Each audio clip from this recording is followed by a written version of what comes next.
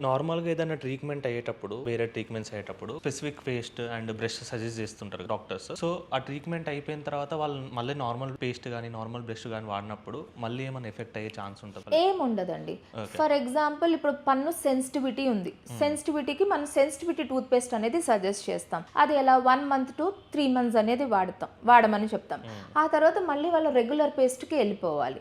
For example ఒక సెన్సిటివిటీతో ఒక patient వచ్చారు. పళ్ళు జుమ్మని లాగుతున్నాయి. వాళ్ళకి ఆ స్పెసిఫిక్ పేస్ట్ అనేది ఇస్తాం. అది 3 మంత్స్ ఆర్ 1 మంత్ అలా ఒక టైం పీరియడ్ ఇస్తాం. ఆ టైం పీరియడ్ అయిన తర్వాత మళ్ళీ వాళ్ళు రెగ్యులర్ పేస్ట్‌కి వచ్చేయచ్చు. దానివల్ల ఏం సైడ్ ఎఫెక్ట్స్ ఉండవు. ఆ పేస్ట్‌కి మీరు సజెస్ట్ చేసేదానికి, నార్మల్ పేస్ట్‌కి ఎంత డిఫరెన్స్ ఉంటది మేడం? లైక్ ఏమన్నా ఇంగ్రీడియెంట్స్ గాని? ఇప్పుడు సెన్సిటివిటీ ఉందనుకో, ఆ డెంటినల్ ట్యూబ్యూల్స్ అన్నీ ఎక్స్పోజ్ అయిపోయి మీకు నర్వ్ ఎండింగ్స్లో పెయిన్ లాగా వస్తుంది. అవన్నీ క్లోజ్ చేయడానికి దానికి తగ్గట్టు పేస్ట్ ఇస్తాం. ఇప్పుడు ఏది ప్రాబ్లం లేదు పంటలో, ఏది పేస్ట్ మార్కెట్లో దొరికిందో ఆ పేస్ట్ మనం యూజ్ చేసుకోవచ్చు. ఏం ప్రాబ్లం